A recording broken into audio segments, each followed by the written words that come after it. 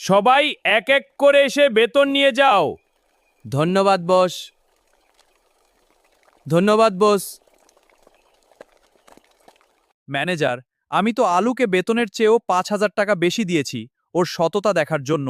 ও যদি ওই 5,000 টাকা আমাকে ফেরত দেয় তাহলে ওকে আমি প্রমোশন করিয়ে দিব। দেখো গিন্নি, বেতন বাদেও বস আমাকে 5,000 টাকা ভুলে বেশি দিয়ে ফেলেছে, এখন কি করি বলো তো? টাকা কি রেখে দিব নাকি বসকে ফিরিয়ে দিয়ে আসবো?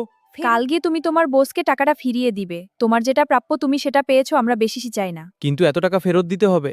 হ্যাঁ, এটাই ঠিক। ম্যানেজার সাহেব, বস কোথায়? বস নেই, কি দরকার আমাকে বলো? বস আমাকে বেতনের চেয়ে 5,000 টাকা ভুলে বেশি দিয়ে ফেলেছে, সেটা ফেরত দিতে এসেছি। টাকাগুলো আমার কাছে দিয়ে যাও, আমি বসকে দিয়ে দিব। ঠিক আছে। হ্যাঁ, ঠিক আছে। এই টাকাগুলো বসকে দেওয়া যাবে না, আমি রেখে দিব আর দোষ হবে আলুর। তাহলে আলুর চাকরিও থাকবে না, আলুর জায়গায় আমার ভাইকে ঢুকিয়ে দিব। পরের পার্টে কি হতে চলেছে দেখতে চাইলে পেজটি ফলো দিয়ে রাখুন।